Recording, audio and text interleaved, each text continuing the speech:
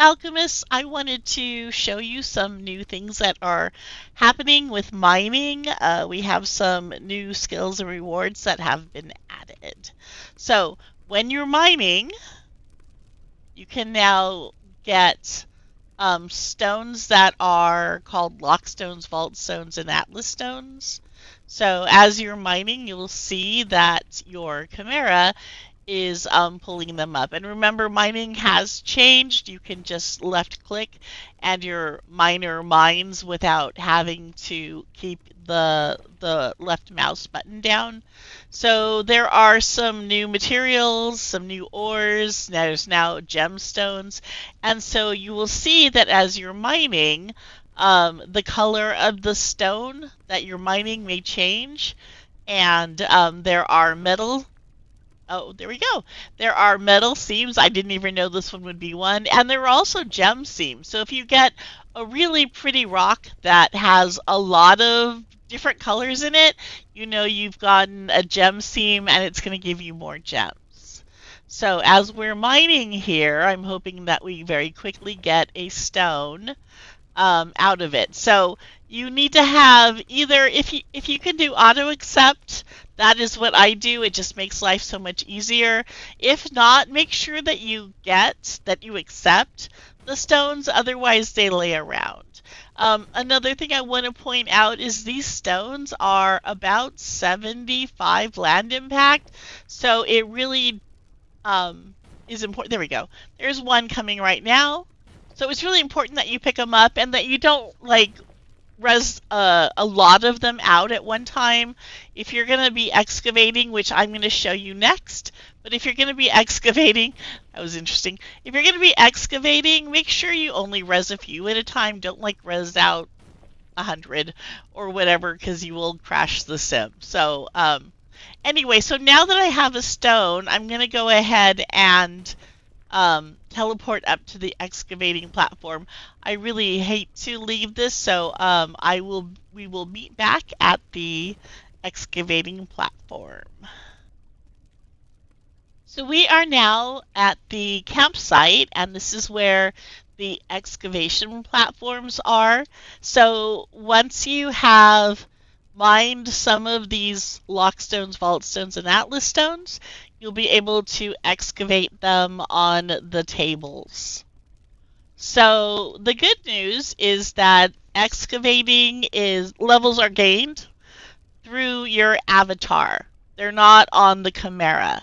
So I know that we are having to level our chimeras up to Grandmaster, and that's when you start, as you level up your chimera, it'll get better and better rewards from mining. And they do age out at 150 days, but they can still mate. So what I think I am doing, and probably the best way to approach this, is to level up your miners as much as you can, and then once they have retired, then start breeding them, because their combined mining experience is passed down to their children. So if you have a couple of Grandmasters, you can produce expert level babies right out the gate, and then you don't have to do so much leveling to get those babies up to Grandmaster. So it will be a generational project, but it is possible to get your miners leveled up to Grandmaster in their 150-day mining lifetime. And then once you have babies, it'll be a lot quicker. So I'm at an excavating table, and I have been excavating my hands off, and I have reached Grandmaster. So I'm going to talk about the different levels in excavating, and I'm going to demonstrate how it's done. So all you have to do is sit at the excavation table. It's a lot like the crafting tables in the Sanctum. You just sit on it. You do have to have the Obsidian experience accepted, but you already know that for most of the things that we're doing these days. I'm going to click on a lockstone. So they are progressively more difficult as you go through, and you'll notice they're larger. Each of these stones, though, no matter it's the smaller lock stone or the ginormous atlas stone, they're about 75 land impact. Okay, so I'm going to put this one in edit so you can see. So yeah, land impact 74. Also notice that it is locked. So they are locked. If you try to pick them up and if you res them out of your inventory and try to pick them up and you can't, it's because it's locked. All you have to do is click on the lock tab and it's in objects. You go to general objects and then it says locked. Just unclick it and now you can move them around. All right, so once you're seated, you just have to click on a stone and it'll pop onto the excavation table. Now, as an inexperienced excavator, you're going to get the chisel. Everyone gets the chisel right away. And you will have the chisel, and then once you hit every 10 levels, you will get a new tool. So the chisel is just general. It'll work on just your normal surface. And I'll show you what that looks like. That's the red speckled surface. So this one right here, if I click on it, I can go through, and I have a weak layer down here, so I'll explain that in just a moment. You also have a drill, and that is for the harder surfaces. So if you see blue in your level, and I don't see one right here, so let me get through this first. So I'll go down a little bit and click on these. It takes about 20 clicks, 20 sides to take the level off. You'll also see that there is a bar above your stone that shows the integrity. So keep an eye on that. You do not want that to completely empty because then your stone will be destroyed. So now I see I do have some blue levels. So if I have a blue level and I am... Oops, sorry. Let me go to the white level first. So the next thing you have after inexperience, once you're a novice, you'll be able to get the scoop. The scoop is awesome because you can get these whiter levels and clear them without doing very much damage at all. It's very light damage. Otherwise, if you hit a soft layer, which is what those white layers are, there's one back there. If you hit it with a chisel, or even worse with the drill, you'll do more damage. So I'm going to hit it with the chisel, and it's it didn't do too much damage there, but if you do a lot of those with the chisel, you will see that you are getting a lot of damage done to the integrity of your stone. So use the scoop for those white layers. And then in the next level, when you hit Journeyman, you'll get the drill, and that is the only thing that can get through these blue layers. So when you have these super hard layers, you apply the drill, and it'll go through sometimes multiple layers, especially, so you see it went through 3 layers, and then it stopped at the white. If you hit a white layer with that drill, you're going to do a lot of damage. So be very careful using the drill. The other thing I wanted to point out is this is a weak point in your stone. So if you have a stone that has a lot of blue on it, like if you mostly had blue on your stone, you're going to want to use this if you have it, and click it, and it'll take the whole layer off. Okay, it does do damage to the integrity of your stone, so you want to be careful and use it judiciously. You don't want to just, click that a lot because you can blow up your stone that way also. Now, if you are going through, once you hit the expert level, you get solvent, and so this is this here. Now, solvent is like the chisel. It'll take out the red layers, and it can take out the soft layers, but it will not take out the hard layers. So the blue layers still will not be affected by the solvent, but it can do multiple parts at once. So if I click it, you'll see I've taken out, I think, 4 of the triangles, right? So it's helpful. It can get through layers quickly. So if you don't have any gems or anything here, that's one way to get through it quickly. It does the same amount of damage as the normal chisel would do, so not too bad. And then once you hit the next level, which is master layer, I keep saying layer, master level, you then will get the restoration scroll. Now this is amazing. This is the game changer because this will actually heal your stone for points or, for integrity.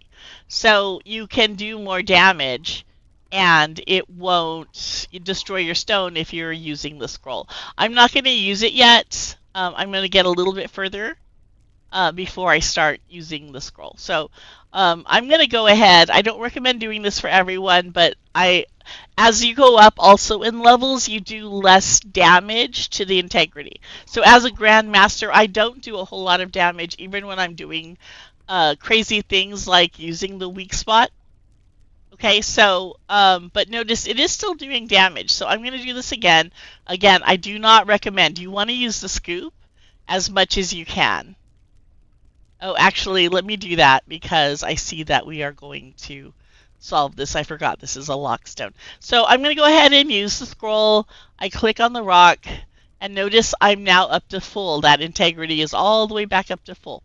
So I can go ahead and hit this, and I'm going to get a reward. So I got a core of lava stones, and so with excavation, the whole point is that we want to get down to the core. So you either get a jackpot of some resource, whether it is lava, it could be iron ore, it could be copper ore or something like that. Or if you're very lucky, it could be a fossil.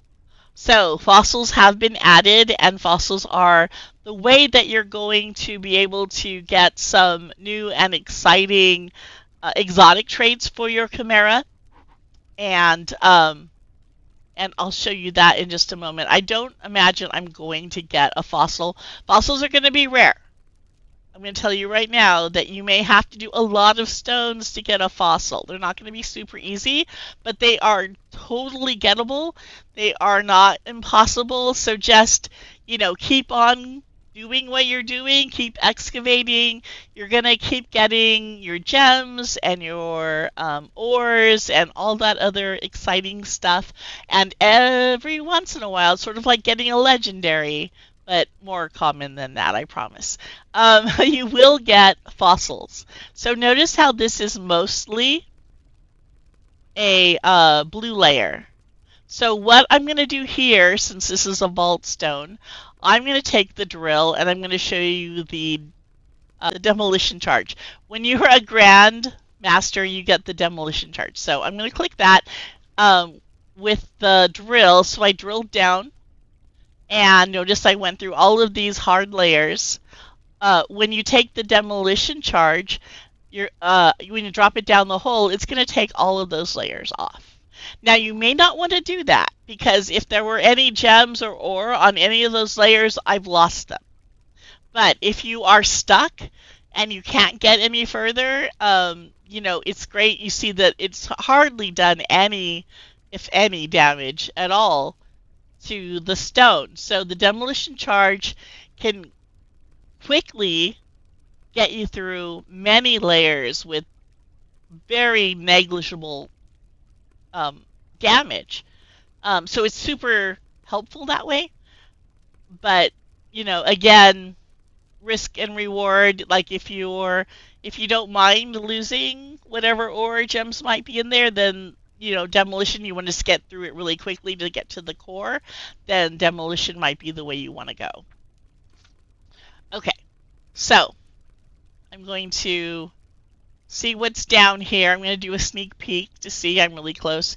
So I'm going to use the demolition one more time so I can get all the way down to the bottom. All right, I believe this is my last. Nope, I have one more level.